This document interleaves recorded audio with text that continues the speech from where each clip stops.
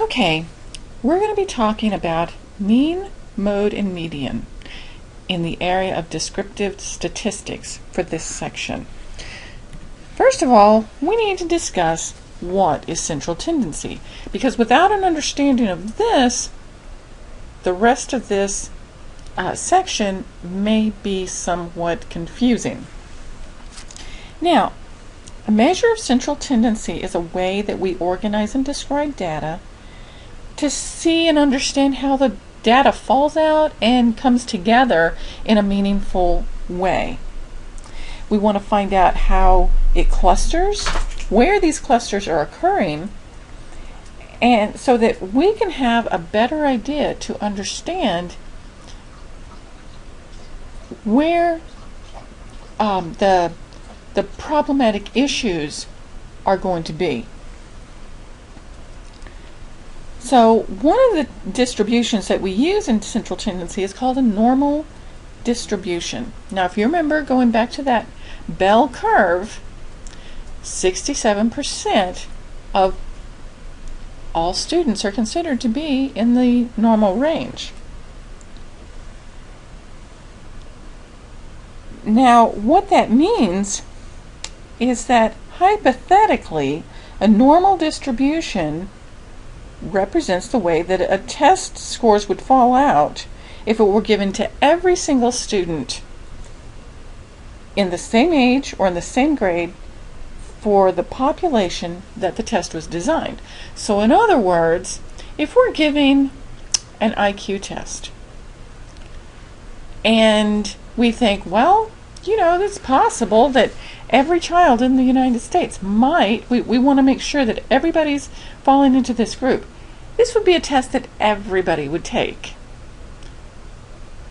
Much more like the annual testing in the group that we test in. So, but we can't do that. It's economically not feasible, and it's physically not feasible. It's just not a useful measure. So what we do is we give a test to a particular group, and we make sure that that group mirrors the population that we are testing for. And so if you look on page 85, you see a basic bell curve. But actually, a better example of a bell curve would be on page 95. So if you'll flip over to page 95, you'll be able to see a really nice little bell curve here. And from the X in the middle of the page, that signifies 100.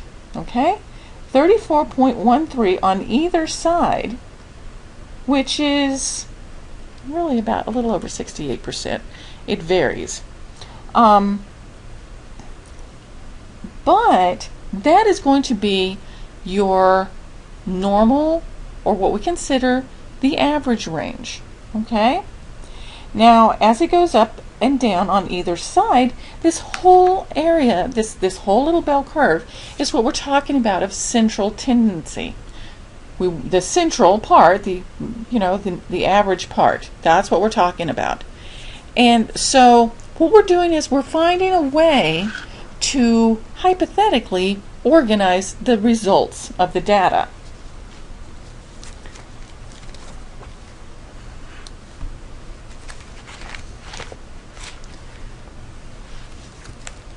So we're trying to find the normal distribution, or the distribution of normality, and in doing that, we're trying to figure out for each test, so it's going to be different as for each test as it goes by. We want to see what is a normal distribution, and normal distribution is usually seen as how it falls out according to a bell curve.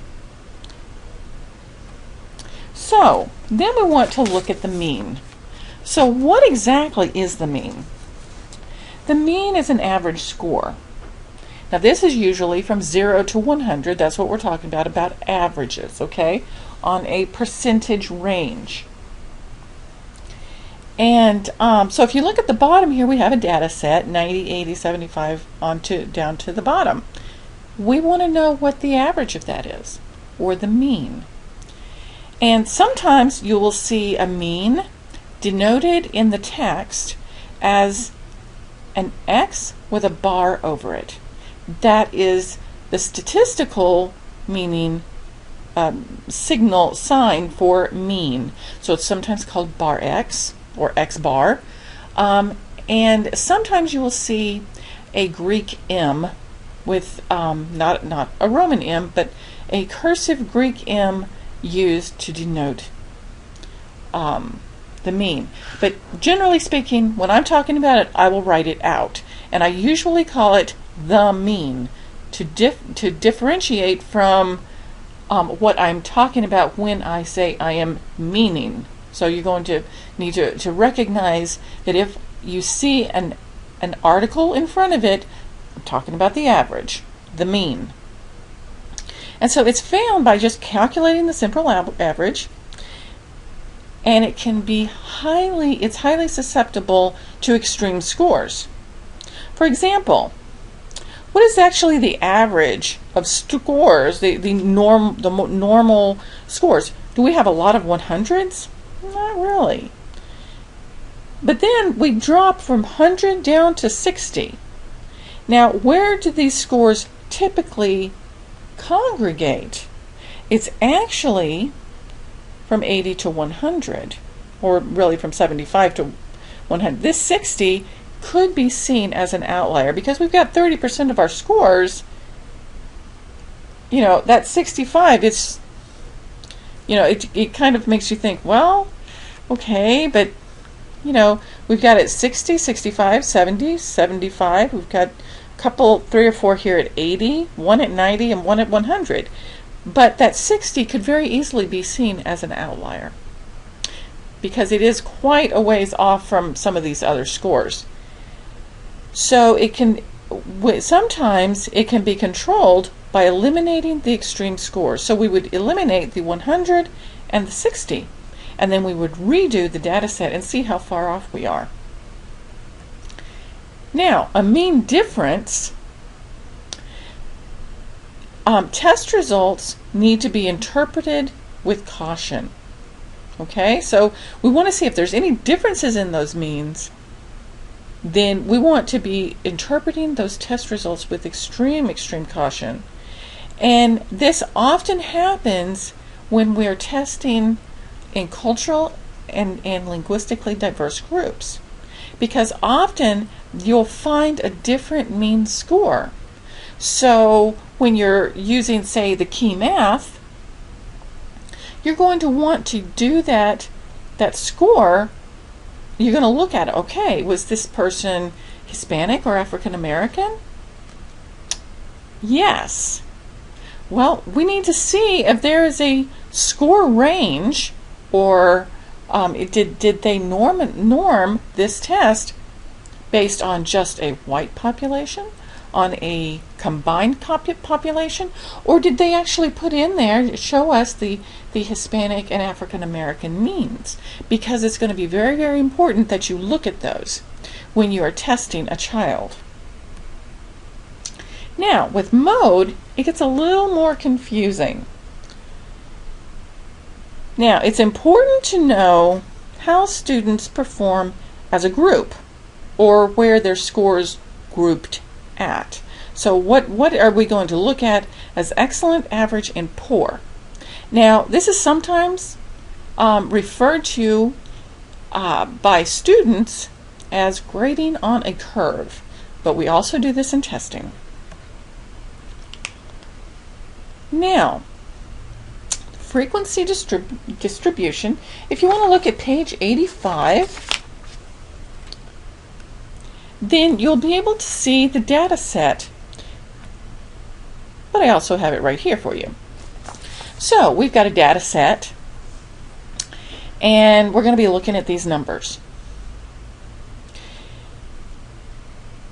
And we're going to be looking to see how often some of these scores come up. So we're going to tally And in your book you have some worksheets, and I want you to work on these worksheets. You're going to tally how many times each score was obtained.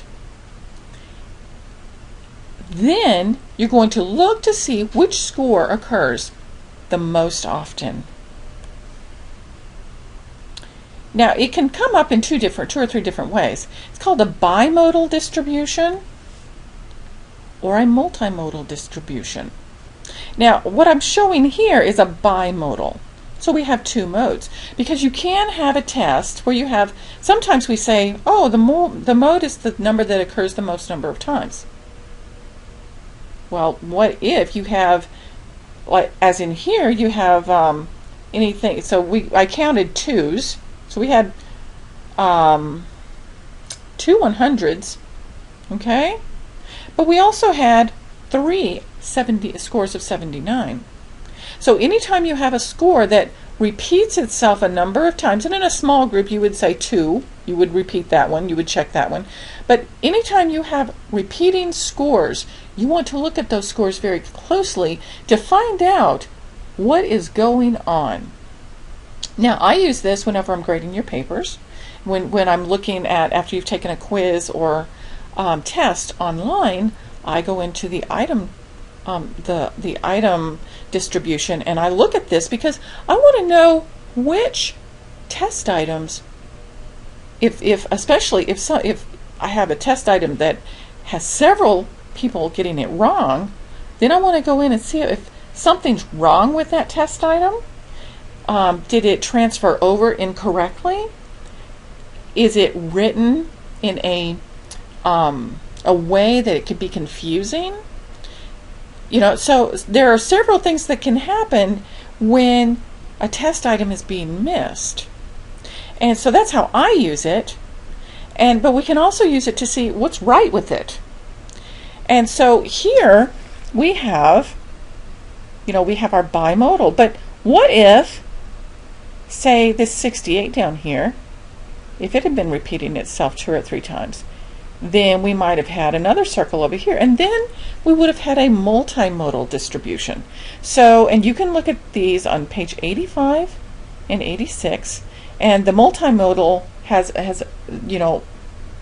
another graph that goes with it, and that one is on, I believe, this is where I got it from, page 86. Now this whole little graph, this is called a frequency polygon. And it's basically just a graph that's going to represent your data set. And you will see on your in your text, and if you bought an electronic version of the text, I'm also going to put all of this paperwork online, so you can just make a copy of it. It'll be a little bit easier for you to be able to fill in all the blanks there. But I want you to go ahead and work out these the figures, and I'm checking your understanding on the activities, because it's really going to help you to understand how the work comes together and how all these numbers make sense. Now, the median. That's basically rank ordering, okay? We want to know which score is in the middle. Now we're not talking about from 0 to 100 anymore. That would be an average. We want to know what is the middle score. Sometimes that's important, especially if you're going to curve your grade. If you're going to curve your grade, you need to know what is that middle score. Because on the example that we have here, on the top example, that lowest score would be a 60. And I have had stats classes where, the professor said, you know what, I allow a 60. A 60 to me is a C. So if you got a C on his exam, you had a C. However, what happens if somebody breaks that curve and makes 100 on that exam? Which I can't remember actually ever happening. But if somebody made a 100 on that, it could blow the curve. However, that's not the way that he did it. He said, I want to know what my median score is. So down on the bottom, we've got right here on the top, we've got 79 would be the median score. So you'd say, I think that's going to be a B right there. And then, but then what do you do if the median score is not listed? So you're going to count down halfway, 50% above the data and 50% below the data. And that median score, that's what you're going to choose. But if it doesn't actually exist in the data set, this is what you're going to do. You're going to look, here's one half, here's the other half, but here's where they actually come together. So you're going to have a hypothetical score in there as well.